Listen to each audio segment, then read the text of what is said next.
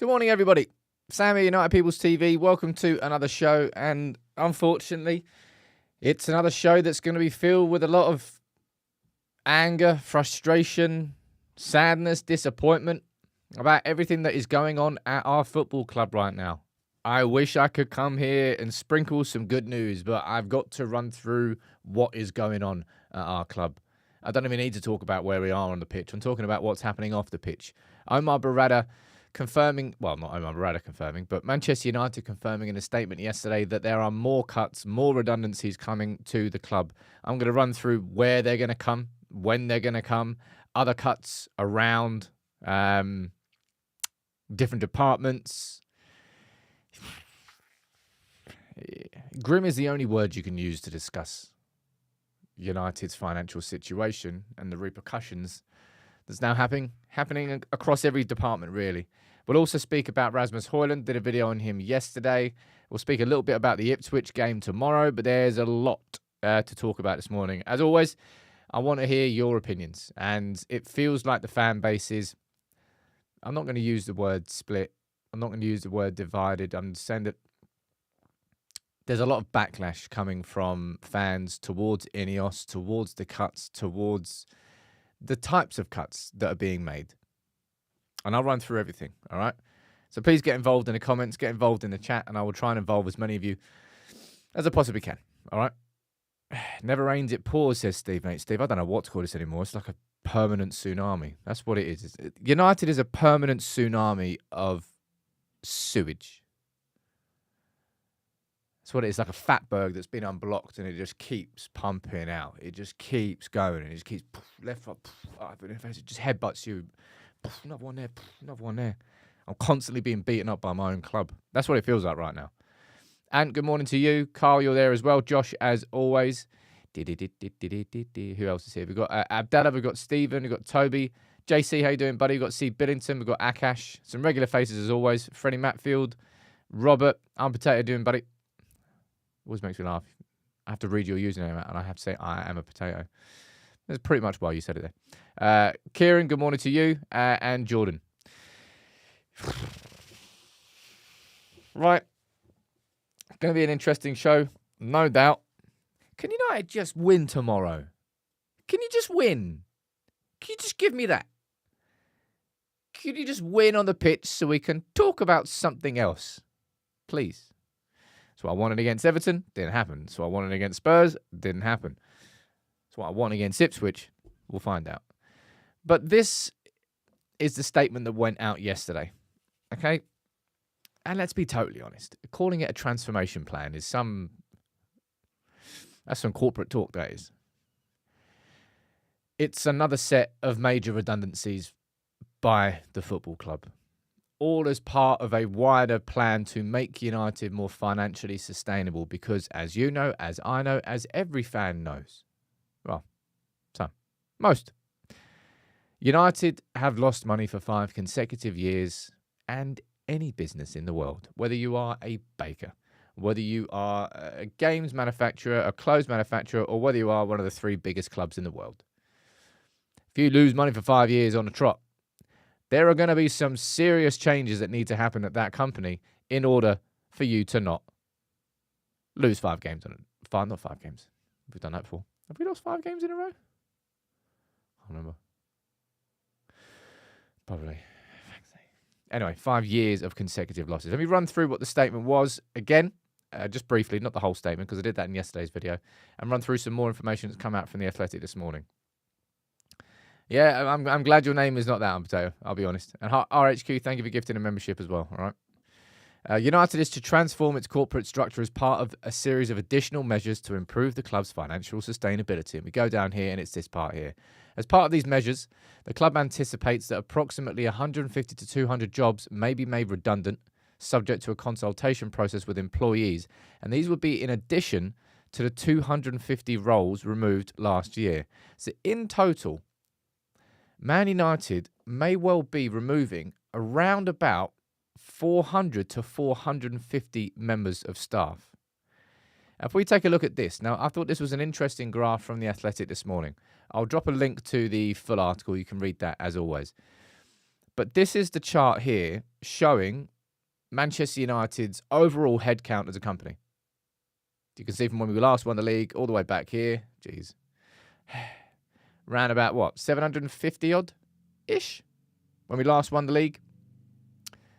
Up to 1100, and I think it was 1150, there or thereabouts. Right, what's going on there? Someone's saying hacked.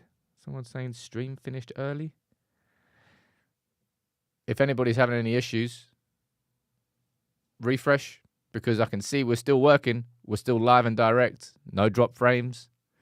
No anything. So if you all can please just refresh, it should be working. Let me see if it is actually dead.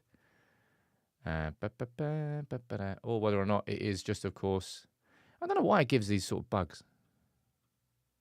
Live and direct. No drop. No. It's all good for me on my end. That means it's on you. Yeah, that's strange. I don't know. Honestly, a lot of the times where there's issues with YouTube now, it's not my end. You just literally refresh YouTube. We're back in the game. But this is the head count at Manchester United. 1,150. I would be interested to see that chart in comparison to other clubs. Now, we know that United had the biggest workforce. United needed to reduce the workforce. There will be lots of people inside United who agree with that as well. I've spoken to a few of them. However, I don't think anybody expected cuts on this scale. All in all, if that's 450, that would total just over a third of the workforce. And that would bring United's workforce. And maybe this is exactly what United planned the whole time. If we remove around about 450, it will take our workforce roughly down to how big it was when we last won the league in 2013. That might be a coincidence. Or that may have been the plan the whole time. I don't know that, right? I don't know that. But it's huge levels of redundancies, right? We go down here to see what Omar Berrada actually said.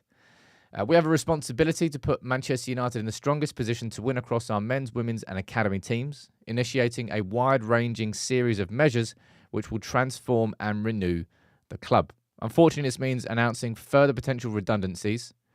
We have lost money for the past 5 consecutive years. This cannot continue. Our 2 main priorities as a club are delivering success on the pitch, yeah, that'd be nice, and improving our facilities. We cannot invest in these objectives if we are continuously losing money. And I want to open the floor, right? I want to open the floor. What's your feeling towards these cuts, towards all the cuts? And there's more that I need to speak about after this that aren't just about redundancies. I'm going to speak about the canteen being closed, members of staff losing free hot lunches, members of staff in Carrington and their lunch being reduced to like soup and a roll. Like the optics of it all are just really, really grim. There's no 2 ways about it. Because we're Manchester United and we're talking about cutting free hot lunches for staff in order to save money. We're honestly looking round the back of the TV to see if there's a couple of quid on the floor. We're lifting up the sofa cushions to see whether there's 20p down there.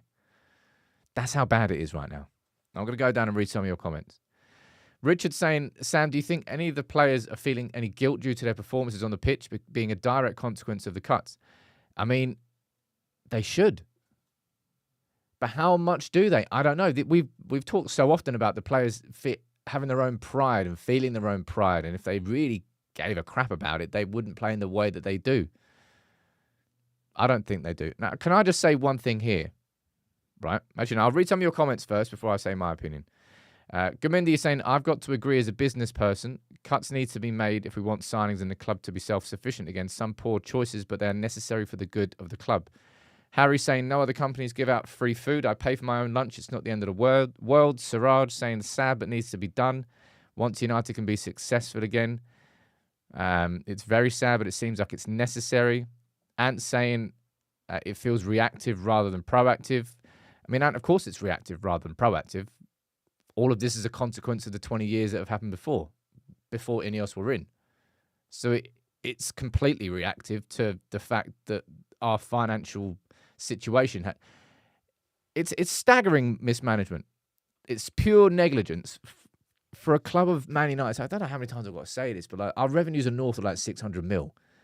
We should be sound. Like, finances should not need to even be a slight worry for United. We don't need a sugar daddy. We don't need anybody to come and throw money at United. We're making north of 600 million like consistently every single year. Now, our revenues aren't going up, and that's a problem, hence why we're bringing in Mark Armstrong from PSG to properly grow the revenues as a new commercial director, because they're not really that much higher than they were 4 years ago.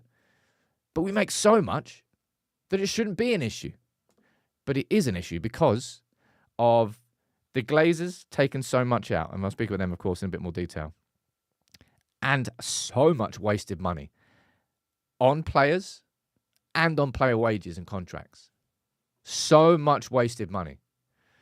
Akash, you're saying it's ironic that Woodward and the Glazers kept pushing this whole performance on the pitch doesn't matter narrative post-Fergie. Look at the mess now. But let's blame INEOS anyway. Nice one, fellow United fans. I think the ultimate reason why there is anger and frustration towards INEOS is the fact that the word debt hasn't been mentioned at any point. And it's almost like the elephant in the room that's being ignored. And you know what it is. You've seen it right from the beginning when Jim Ratcliffe first mentioned or talked about the Glazers. And I think this was when he went to like a Q&A that was in London. And he was on stage and he was asked about Avram Glazer. And that was, I think, the first time he mentioned them and said, they're actually really nice people, lovely family, blah, blah, blah. Schmoozing him. Basically deep-throating the Glazers. And Jim Ratcliffe has done that since. And INEOS will do that the whole way through until they own 51% of United. INEOS are clear, and they just must be so aware of how precious the ego is of the Glazers. And they're not going to say anything against them because they need them to sell to them. And that's why they're not going to do it.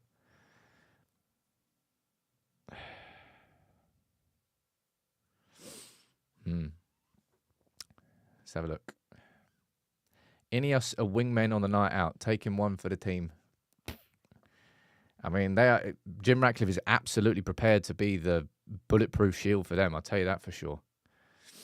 JC is saying, I get the cuts and clearing out, but the rebuild cannot start until the Glazers are gone, and that's what worries me because I can't see it happening.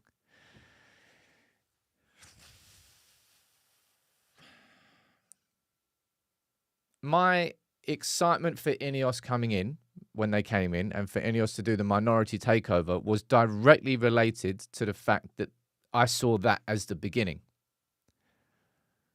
I saw that as the start of the Glazers fully being gone and the start of the takeover. I'd love to get more clarity on the next phase of the takeover.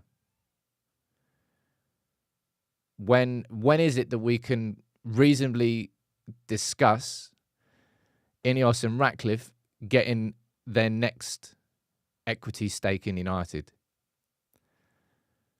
The truth is, INEOS are not going to do anything to do with the debt until such a point where the Glazers can't pull the rug from under their feet. Hypothetically, tomorrow, INEOS have got the money, right? It's not a money issue. Hypothetically, tomorrow, INEOS pay off all of United's debt. And then the Glazers go and sell to someone else. Which you could easily do. And United would be more valuable because the debt has been paid off. You wouldn't do it. You would not do it until they couldn't do it. And I don't know the ins and outs of it, but a way I know that they couldn't do it is if you own 51% of it. Maybe there's other ways. I don't quite know. Niall saying this is what the beginning looks like. And this is something that comment there, Niall, I'm glad you left that, because this is just kind of how I feel, right? These cuts are all really, really grim. I think redundancies was an inevitability, given, to pull this up again, our workforce was the biggest in the UK. I think it's probably the biggest in Europe. Redundancies were an absolute given. And something important to understand about this set of redundancies is this, right? United's football department is now expected to be where a lot of these cuts come from. So the first set of redundancies, which was for 250 members of staff, affected all departments, but United's football department was kind of largely left untouched. Ratcliffe wanted Ashworth to get involved, to get the football department involved in that, but he was hesitant. And I think that's kind of partly why the relationship there fell very, very quickly. But United are going to be making cuts towards the scouting department, towards the recruitment department, towards the whole football department. That's where a lot of this set of cuts are going to come from. Now, when it comes to our scouting department, when it comes to our recruitment department, we all know how much money we've wasted. And a lot of it hasn't actually been really to do with the scouts being bad. A lot of it has been to do with the scouts' information not being used because you haven't got the infrastructure to interpret said data. So that's where a lot of these cuts are going to come from. Obviously, there's going to be some inside the regular staff at Old Trafford as well, but a lot of it's going to come in the football department this time. Foxy with a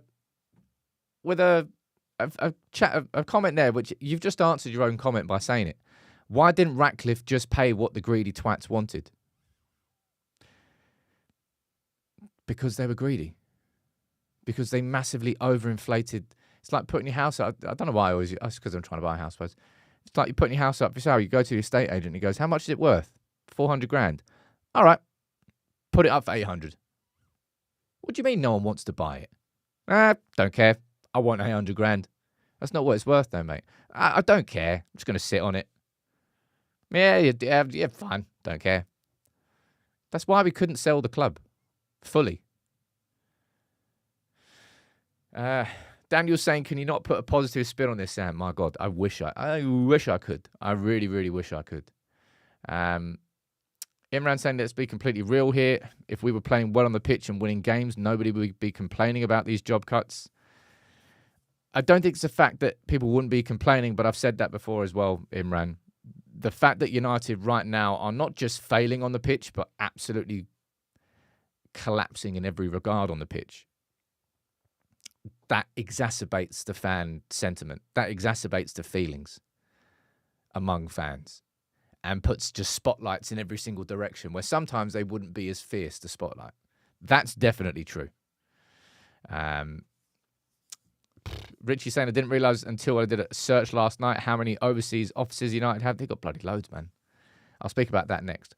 But I thought this was an interesting part of the article from The Athletic this morning. I'll give you the link here. One sec. That's the link to the full one. There's loads. There's a ton more information there that I'm not going to run through here. But I'm just going to run through this bit here. In Monday's meeting, it was mentioned that the costs and savings associated with these measures have been calculated under the assumption that United qualify for the Europa League for the next 4 years. So what you are looking at is United building a sustainable cost base. Right now, our cost base, when you look at the wages that we're paying players and everything in between, it's Champions League level. And we're 15th in the league. And we're in the Europa League. And the only way we're getting in the Champions League, man, the pressure on Amorim to win the Europa League is nutty. Because there's different types of pressures, right? There's the pressure of being in a title race. There's the pressure of fulfilling hopes and ambitions. That's what a title race is, and it comes with its own pressure. You don't want to fail because you want to live up to everyone else's expectations and you want to succeed and you want to triumph. That's a pressure. Like when we went top of the league under Solskjaer, everyone's asses fell out. They didn't know what to do. They were fine chasing the top of the table, but as soon as they were at the top of the table and got chased, they had no idea what to do. That's one type of pressure. Another type of pressure is the pressure that's sucking you downwards. The pressure to avoid relegation. The pressure to... Still the pressure to not fail, but it's a reverse pressure. I don't know the right way to sort of articulate what I mean here. But the pressure for Amram to win the Europa League isn't because United are desperate to win the Europa League. It's because United are desperate if we don't win the Europa League. And that's, in my opinion, it's the wrong pressure. That's the sort of pressure that can... Again, I don't know how to articulate this properly. I know exactly what I mean and what I'm getting at. But the Europa League has never been as important to United as it is this year. And it's not because we all really want to win the Europa League. It's because of financially what it could do to this club. And what it might do to this club if we don't even have Europa League next year. If we don't have any European football, I think overall, I need to do my research properly on this, but I think overall, if United win the Europa League, I think it could be worth around about 30 to 35 million pounds. There or thereabouts. Who has a username like that? Soliloquim. It's unfair. Anyway, still think the pressure on this team right now is unprecedented. Truth be told, dude, a lot of the pressure on the team is self-inflicted. When you look at how they played against Everton, same 11. First half, second half. Same 11 that played before Bruno scored and after Bruno scored. Actually, no, it's not the exact same 11 because Bruno dropped deeper and Casemiro came on and Garnacho. So there were changes. You have Jekyll and Hyde. So many games, so many times this season where these players have just kind of dropped in and dropped out of games. So some of it is self-inflicted. But this is just my honest opinion on all of these cuts, on all of these redundancies. Redundancies were inevitable and necessary. I didn't expect the redundancies to go as far as over a third of the workforce. So the redundancies are wider and deeper than I thought they would be. And right now, when we're talking about stuff like this, when you're talking about United closing the staff canteen and replacing it with fruit, you're hearing about staff at Carrington that are going to be eating soup and roll for lunch. And you're talking about United cutting the contributions towards the Manchester United Foundation. And it's just all these micro cuts. Marginal gains, you might call them. They all look horrible and the optics are horrible. If United could just rip up the contracts of players, I guarantee you INEOS would have done it. But they can't. They would get sued. There would be employment tribunals left, right, and centre. And I guarantee there probably will still be some employment tribunals. There will be some members of staff at United who feel like the redundancy is unfair, and they will take it to an employment tribunal, but their contract is not worth somewhere in the region of 50 to 300,000 pounds a week. They would rip up so many of the contracts of these players if they could, but they can't until the summer, where they can sell them. And it's the fact that all these cuts and these micro cuts are coming first after the fact that they ballsed up with Ashworth, after the fact that they ballsed up with Ten Hag. That's what's fresh in the memory. So if you look at what happened with Rashford, with Anthony, with Madisia, they shifted what they could shift in January. Now they're doing the micro cuts, and these micro cuts wouldn't be necessary Or maybe they would. Maybe they always would be. I don't think as deep as I think it's the depth of the redundancies that surprised me, not the fact that there are redundancies. And it's just that the fact that United are scrambling around, shutting canteens, cancelling free hot meals. For a club of our size, it should never, ever happen. But the summer's going to be really where we find out whether all of this is... We will find out whether all of this is just part of an austerity push by Jim Ratcliffe and INEOS with no intention of ever actually reinvesting back into United, or whether it's just the early stages of this transformation plan. Because this summer has to be where I've said this before, and I will keep saying this again and again and again. This summer's where we truly have to see this getting rid of the deadwood, clearing the decks. This summer has to be where United make as close to £200 million from player sales as we possibly can. You've got Sancho, which is 25. In an ideal world, Greenwood goes to somewhere like Barcelona. We get an extra 20 mil from that. That'd be lovely, but that's probably not going to happen. So I can't really count that one. Sancho for 25. Rashford for 40. So that's 65. Casemiro. I don't know how much you get for Casemiro, but Casemiro. Luke Shaw. In fact, you can just pull this up right here, really. I could put red crosses on so many of these players' names and faces, man. Onana, I don't think's got anywhere near a consistent future. Consistent future, a guaranteed future. But I don't think we'll be replacing him this summer. I think there's bigger priorities. Victor Lindelof leaving on a free transfer. Harry Maguire's got 1 year extension, so he won't be going anywhere. Martinez, well, he's not a player right now. We'll sell Malacia. We'll get what? What was it 8 million? I think it was 8 million. So we'll start there. Free transfer there. 8 million for Malacia. Go down there. Luke Shaw. Put it in the comments, right? Honestly, how much do you think we can actually get for Luke Shaw? He's got a contract until 2027. Like, what nutcase club is going to pay hard-earned cash for Luke Shaw? Personal prediction, Luke Shaw leaves United on a season-long loan with an option at the end of it. Because I don't think that any club's going to realistically put money up front for him, but we'll be able to take Luke Shaw's wages off the contract, off the bill. So I don't think we get any money for Luke Shaw. I think it's 8 to 10 mil for Malacia. So that's 8 mil for Malacia. Delo could sell him.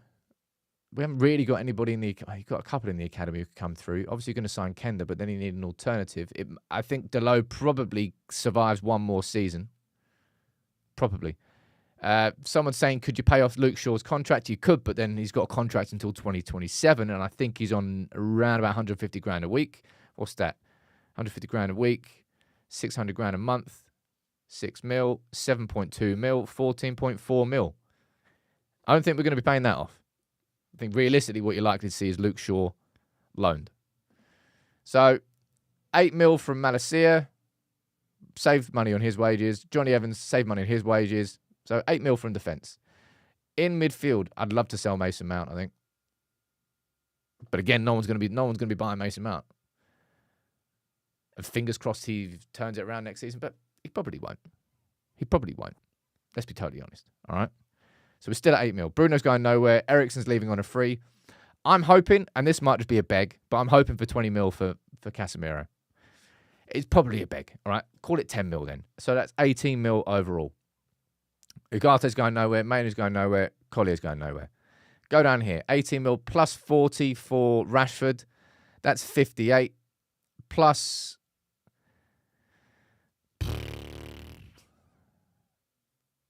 How much do you reckon for Anthony? I'm hoping 30. It might just be me hoping. That's 78. Plus 25 for Sancho. 98. 103. And maybe it's going to be hard for us to get to 200 mil, actually. Looking at this. Now that I'm just running through the numbers. But an absolute bucket load saved on wages too. And in an ideal world, you would... I think Højlund's got a question mark around him now. I think that's fair. I mean, he's got 2 goals in his last... Well, he's got 2 goals all season, no goals in his last 16 games. But I look at Højlund and I still see a player that I think if we had someone like Osimhen above him, I think I look at a player who could add still quite a lot to United. And I don't think, given that we've over-invested in him, I think he'll get another opportunity next year with a more experienced striker above him. Either way, there's an easy 100 mil to be made there, and likely more. And it's just, I think it's just the fact that all of these cuts are coming before the meaningful ones can actually happen. I think it's the order of it and the severity of it. Both of those two things. But this. It's really, it's still pissing me off how... And I suppose this is exactly what the Glazers wanted. And Ratcliffe has been prepared and is prepared, and clearly, to be the shield for the Glazers. To be the one to take the uppercuts, the punches, the headbutts, the bullets, while the Glazers just sit in the background. Because so much attention now is turning towards INEOS and turning away from the Glazers. I'm going to go and read some of your comments out there because that was a bit of a monologue there. Someone said, look, community's getting involved here, man. Gifting some memberships. Mr. Fan saying, you reckon United will now sell me their ovens on the cheap? Don't know. Go and ask. I reckon anything's up for sale at United now. All jokes aside. 7 Samurai, you've been a member for a year and a half. How you doing, dude? Tony, thanks for gifting 5 memberships, dude. And Toby gifting 10 as well. And 7 Samurai gifting 20. All of you this morning, please get involved in the Discord and hopefully just help each other out. Could you imagine being a United fan at school right now? Man, you're getting obliterated. You are getting slapped up in every conversation. You've got nothing. I mean, you haven't had anything for a long time. Not won the league in like 11 years. But boy, you are getting... Being a United fan at school right now, any teenagers, feel sorry for you. I really feel sorry for you because I basically lived through the golden times and just walked in. I just won everything. Won every conversation. What else are we saying down here? But Glazers got the new perfect owners. They still have full control of United. The Glazers are not...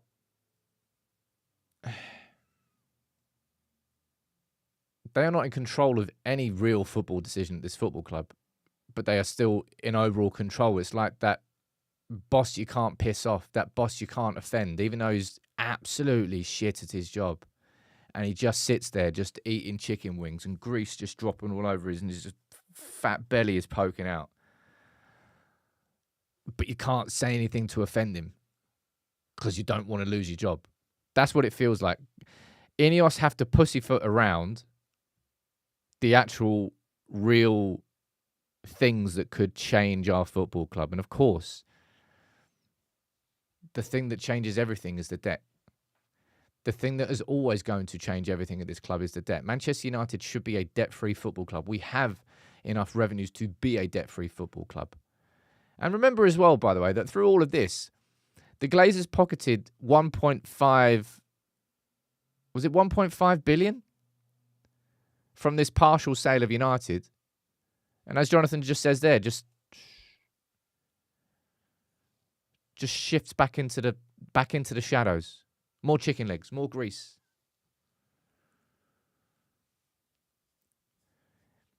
Like someone down there, like someone saying that INEOS are just sort of keeping the peace.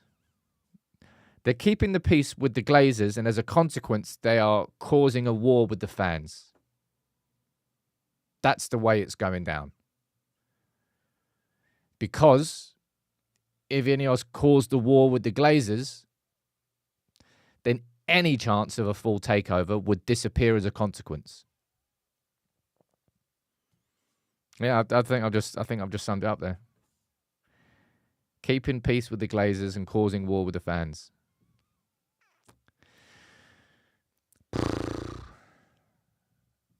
Man, it is tough out here. And this is why, by the way, I completely agree with the march that the 1958 are doing. They are protecting the voices of the fans and ensuring that the debt can't just disappear into the background and disappear into the ether and pretend like it's not there. I'd love to think that there is a solution to the debt that doesn't require INEOS to hold 51%. And I'll ask you down here, can anyone, not like present, but just give me something,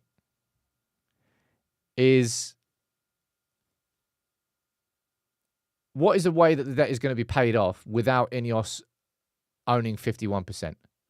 And am I wrong to think about this 51% thing? The reason I'm doing that is because if INEOS own 51%, then they have control of the club.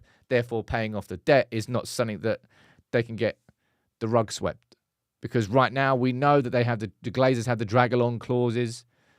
I think it's in 6 months' time. If the Glazers were then to sell to somebody else and they agreed a ridiculous price again, for example, they put United back on the market. And again, they say they want 8 billion for United. Oh, however much it was, somewhere between 6 and 8 billion.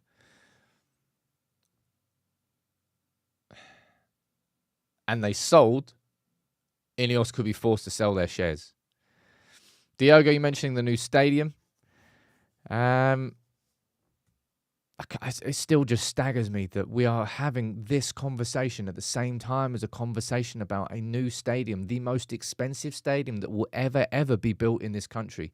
And probably one of the most expensive stadiums that will ever be built in the entire world at a time where we are closing the staff canteen and stopping free hot lunches.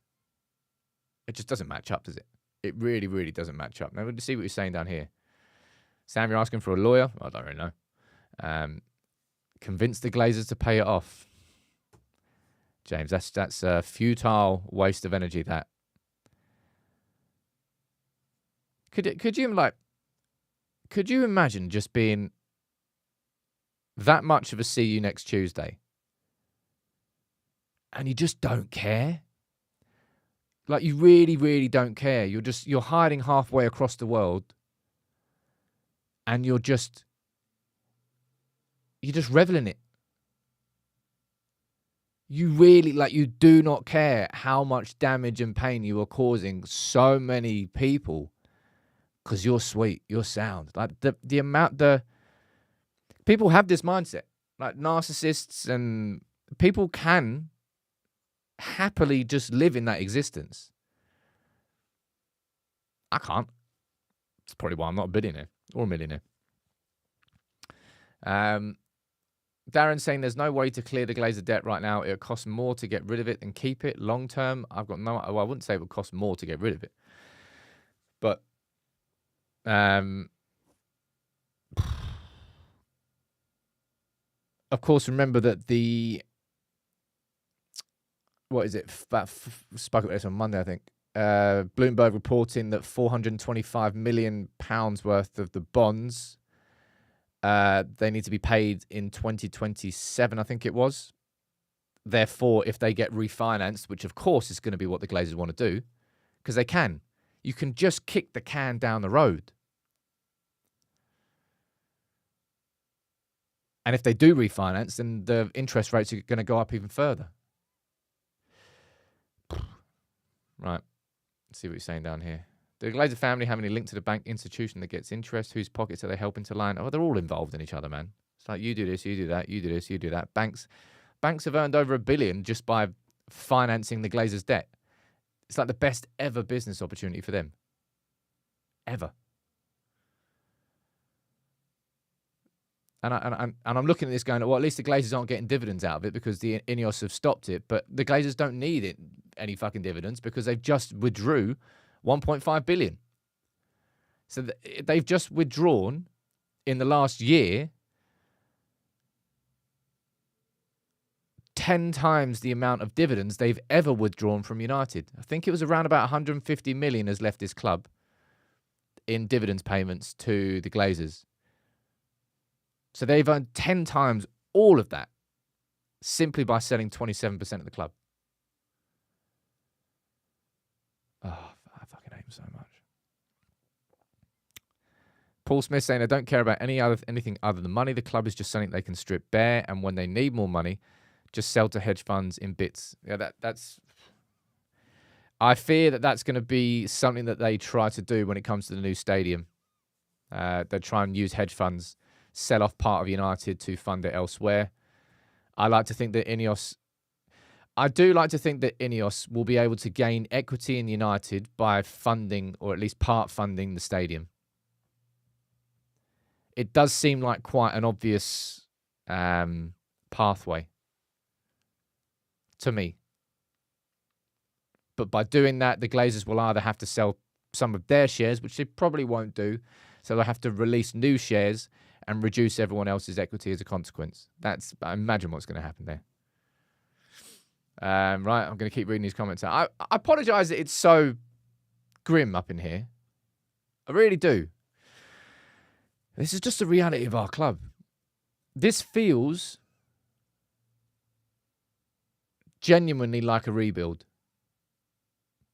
I just don't know how far back this club is going to be stripped before we start building on top of it again. Because right now, it's just bit by bit, it's just being taken away with nothing being added back in. Because we're 15th in the league. Because we are chasing a Europa League. Because it's just, right now, this club is just getting stripped. And it's the fear that some fans have, and I can understand this, the fear that some fans have that INEOS is simply another set of Glazers, and all they're going to do is just strip the club and continue stripping the club without actually ever intending to reinvest and to have the ambition to win the league, which I don't agree with. I don't think they're just stripping the club with no intention of actually putting United back on the map. It's just we're some way off that. Ibuki, you're saying, I personally feel the Glazers won't sell and other owners don't want them to sell in this circumstance because it opens a huge door for other fans repeating when they feel their owners aren't performing. If the Glazers sell, and I don't mean this in a disrespect to anything that the 1958 are doing or the 1958 have ever done, but the Glazers will sell when they want to sell. And that is the only way that the Glazers will sell. They've resisted any form of protest. Obviously, when it comes to protests, stopping the Super League involvement, the statement that came out from Joel Glazer about going to be starting new communication, lied through his back teeth, to getting the Liverpool game cancelled and other stuff. Fan protests can have an impact, but ultimately the thing that will make the Glazers sell is how much money they're offered. It is the only thing they give a toss about. They've probably got bed covers which are just like dollars. Sam saying we are becoming Barcelona financially. I mean, hold up here, Sam. We're talking, great name, by the way. We're talking about a Barcelona which sold off like 25% of all of its future TV revenues up front to pay for signings they made that summer. Like, nuts. We're not there yet. We're nowhere near the financial... What is it, over $1 billion they're in debt? I suppose we're over $1 billion in debt. But no, I don't think we're at Barcelona stage just yet. It's just personal opinion. JC, thank you very much, dude, for trying to spread some cheer up in here with 20 gifts, man. Johnny saying at least Barca are part owned by their fans. Like,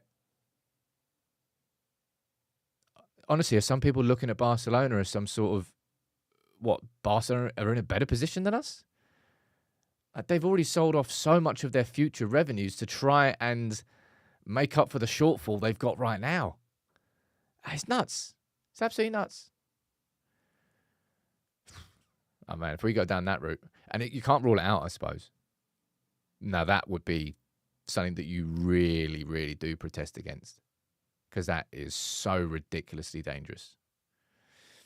Jordan is saying, right, Sam, don't get annoyed in this one. What if Jassim came in and actually put in a valid bid to take full control? Well, considering he's, what was it called? 92? Something? I think it was. The company that was set up in the UK has been dissolved. So, I don't think they're coming back. If he came back in and could prove proof of funds, then I suppose the conversation could happen. But I don't think he ever will, and I don't think they were ever going to. So the conversation never happened. It was still just a pipe dream. And it went no further.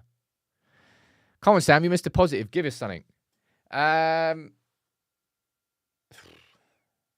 hoping that I might be able to get a house by the end of April. Is that positive? I think it's positive. Considering I've been waiting like nearly a year. Like, it's supposed to take like 6 months to buy a house. Like, I've got something coming up in March. I'm not going to tell you about it yet. But I really hope at some point I can come on here and explain to you something that's been going on with me personally for like 2 years now that I've been dealing with. And I might soon be coming to a conclusion. Fingers crossed. I hope I haven't tempted fate for that. Jibak saying, Sam, what makes you believe INEOS will fix United? Their performance has been mediocre for Lausanne and Nice. It's been terrible so far at United beyond cash injections. There's zero evidence they're capable. They've made tons of mistakes, and those mistakes have been damaging. The most damaging one was Ten Hag's extension, I think. That's the one that set us back.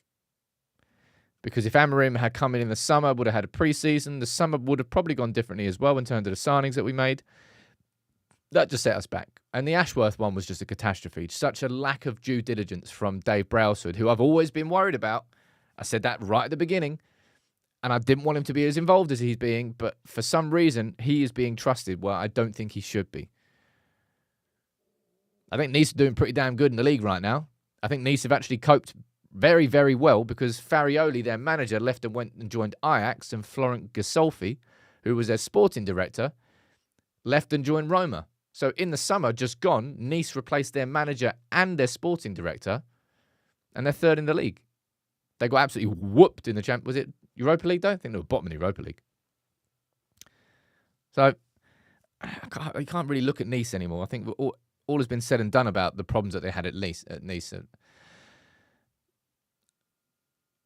I think it's more, do you trust Omar Berrada? He's a CEO now. It should be that Omar Berrada is probably the most important person at our football club now. He is the chief executive officer. He is the one leading the vision. Now, of course, he's going to be influenced from above by Ratcliffe. And I wish Ratcliffe wasn't as involved as he is. I wish Brailsford wasn't as involved as he is. And that's something that I think they're making a big mistake with.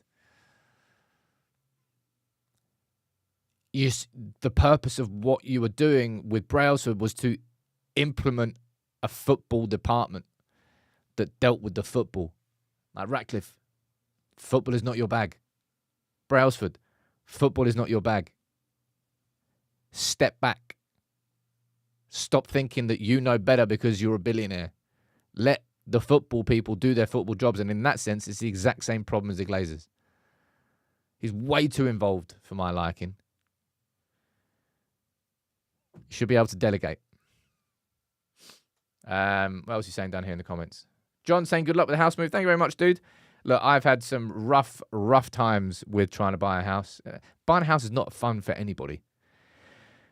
But fingers crossed, we can get to a conclusion. All right, can we just turn on to more of a chipper conversation? Not.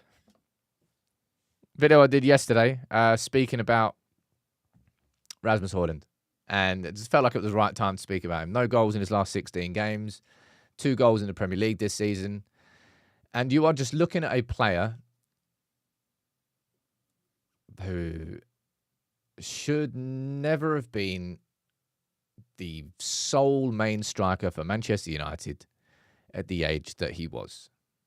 And any positives that existed in the first season, and there were positives. Those 16 goals he scored. He may not have scored until the Villa game in the league, but he went on a good run, scored some crackers in the Champions League. There was enough promise in that first season for me to be excited about what he could do in his second season. And especially when Amorim came in and you saw and you understand how Gyökeres plays. So I'm not saying that Højlund is Gyökeres. Some people were having a go at me in the comments. But there were physical characteristics of their games where you could see if he gets coached into him and the team plays towards him, then it would work. But he's just he's completely disappeared. He's properly been shattered by the environment, and everything is difficult for him now. I look at Rasmus Højlund and I look at a player that we unfortunately spent 75 million on, because he never was a 75 million pound. Was it euro 75 million pound? I don't know. 75 million. None of us thought he was worth that. We all knew we overpaid, but also at that time, and Jonathan, I see. I don't know why I'm keeping your name popped up in my head. Like, you keep going on about how United should have signed Kane.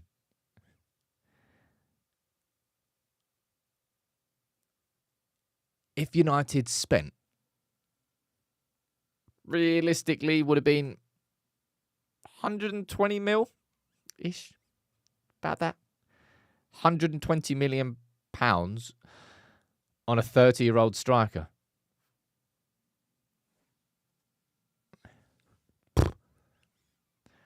Show me the definition of not a long-term signing. That is the definition of a signing that you make when your whole team is ready and boom, there's the crown jewel. I understood why we went for the younger player, but 75 million even was a risk there. I would like to see Rasmus Højlund given one more season under the guidance and influence of a more experienced striker. I think it's the one position where we need to really focus on experience. 25. That's what. So the strikers we're linked with. Gyökeres, I don't think we'll be able to afford. Osimhen, I think, is a real potential and possibility. I actually think Osimhen probably is going to be the top choice. It kind of depends on. I think he's got like a 75 million euro release clause, which of course is too much. Sam, that picture of Rasmus is what I thought Bane would look like without his mask on. You can have a go at George for that. I don't know where he found that photo. Poor lad. I do have some sympathy for him, but he himself is not helping. Right? I would like to see Højlund given one more chance next season, but only on the premise that we sign an elite, top-level, experienced striker, and Rasmus Højlund becomes second choice. I think in that situation, I think there's something from Højlund next season. Also, Anthony's saying, isn't Osimhen going to cost more than Gyökeres? I think he's got a 75 million euro release clause currently. That doesn't mean you have to pay that. Release clause is a release clause, but his relationship is utterly broken with Napoli. He's not going to go back there and play. So I wouldn't say they've got all the cards, right? Look,